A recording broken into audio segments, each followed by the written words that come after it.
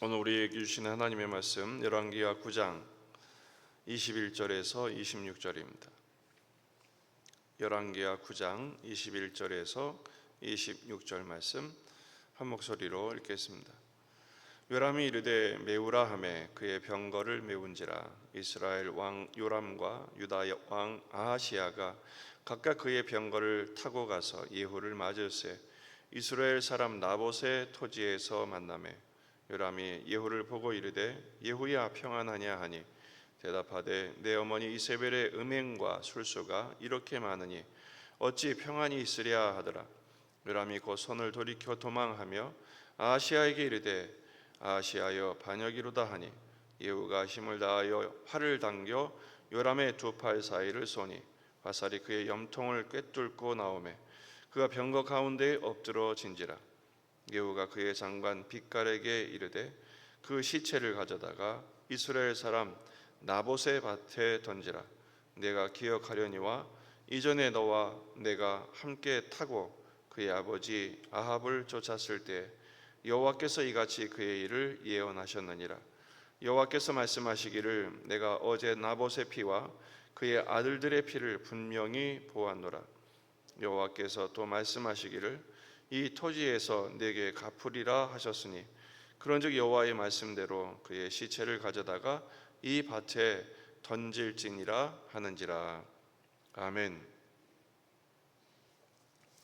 본문에 계시된 주님은 어떤 분이십니까? 죄의 현장을 분명히 보시고 반드시 그 죄에 대하여 심판하시는 분이십니다. 왕이 된 예후가 요람을 죽여서 나봇의 밭에 던집니다.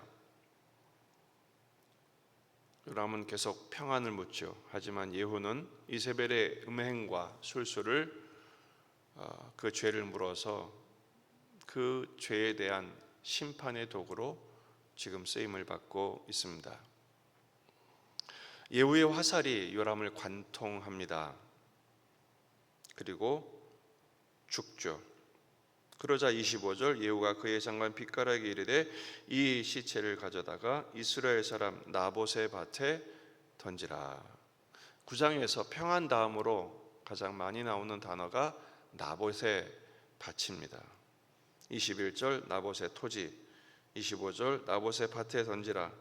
또 26절 나봇의 피와 그의 아들들의 피를 보시고 그 밭에 던질지니라. 이렇게 말씀하시죠.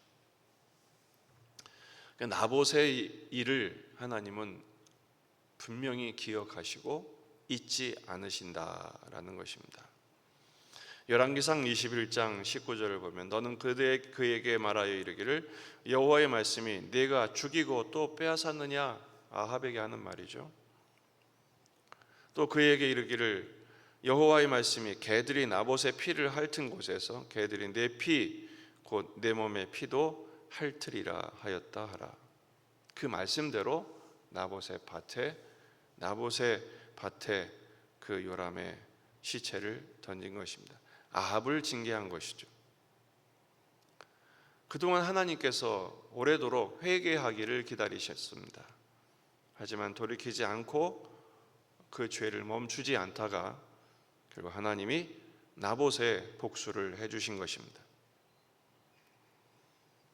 우리가 이 시간에 기도할 제목은 우리는 이런 죄는 없는가? 누군가의 피를 흘린 적은 없는가? 기도하셔야 됩니다.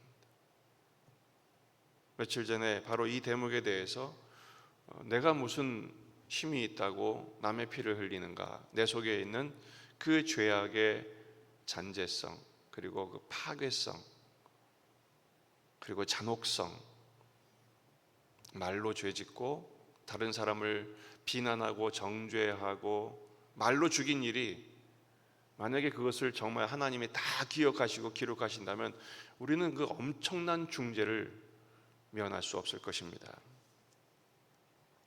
그래서 회개해야 합니다.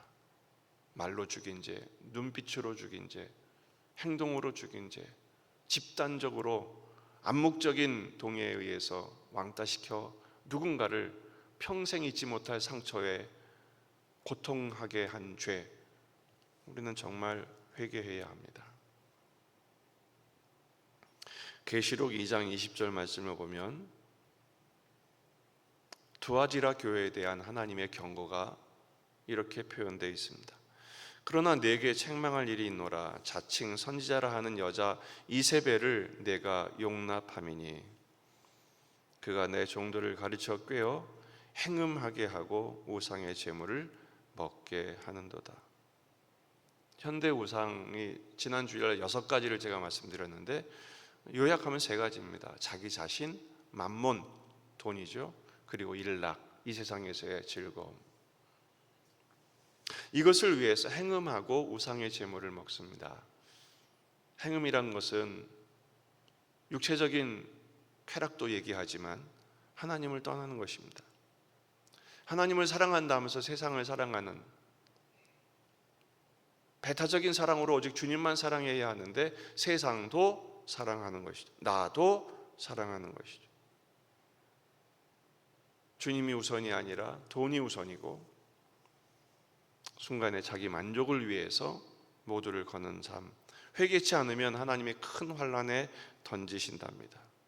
이것을 기억하시죠. 그리고 복수하십니다. 심판하십니다. 끊임없이 우리는 회개해야 합니다. 우리가 바로 이 장본인임을 기억해야 합니다. 그리고 저는 오늘 본문에서 억울한 죽음, 무력하게 죽은 나봇의 모습에서 예수님의 십자가의 흔적을 목격하게 됩니다. 나봇은 억울하게 죽죠.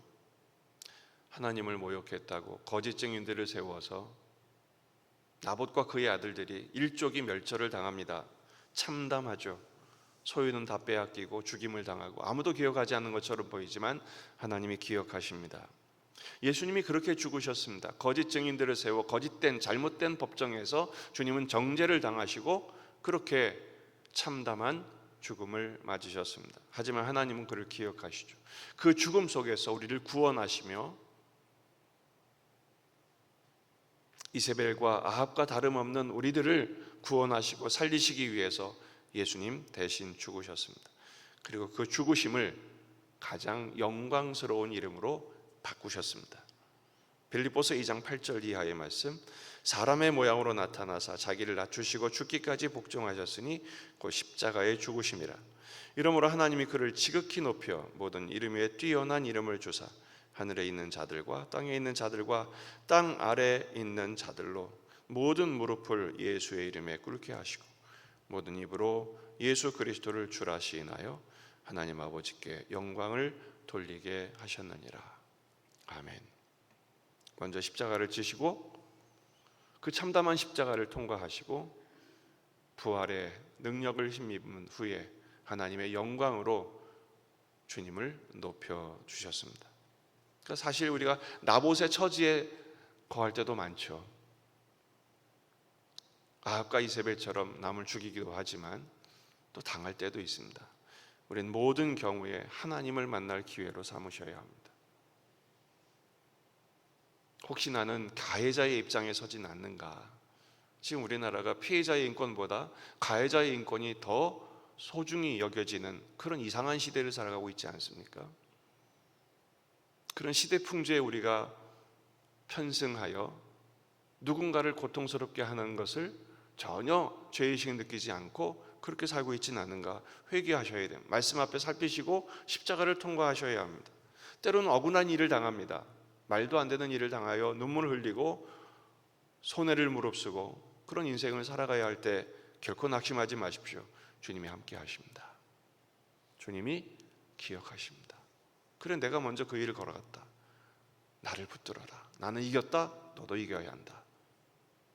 주님이 승리하신 주님께서 우리를 붙들어 주십니다. 그 주님과 함께 십자가를 질 때 그것이 끝이 아니라 오히려 주님과 동행하는 기쁨이요 감당하는 은혜요, 또 하나님이 우리를 임마누엘 하셔서 주 예수와 동행하니 그 어디나 천국 되게 하시는 은총으로 오늘도 우리와 함께 하실 것입니다. 그 은혜를 힘입어 오늘 하루의 삶을 믿음으로 감당하며 승리하는 저와 여러분이 되시기를 주의 이름으로 축원합니다. 한 가지 광고 말씀드리겠습니다. 고 정환직 집사님 어제 저녁에 부르심을 받으셨습니다. 아직 장례 일정이 정확하게 정해지진 않았지만 입관 예배는 오늘 오후가 될 것입니다. 그리고 발인은 내일 새벽이 될 것이고 화장을 거친 후에 용인에 있는 가족 묘에 안장하게 될 것입니다. 구체적인 일정은 확정되는 대로 셀리더들을 통해 알려드리도록 하겠습니다. 유족을 위해서 그리고 모든 장례 일정을 위해서 기도해 주시기를 바랍니다.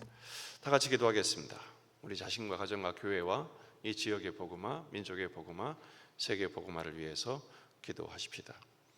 환우들을 위해서 기도해 주시고 또 전쟁이 멈추도록 여러분 가져온 기도 제목들을 가지고 또 우리의 2명의 VIP 메리 크리스마스 축제를 통해서 영혼이 구원하고 하늘의 잔치가 펼쳐지는 은혜가 있도록 준비하는 많은 손길들을 위해서 기도하시길 바랍니다. 다 같이 기도하겠습니다.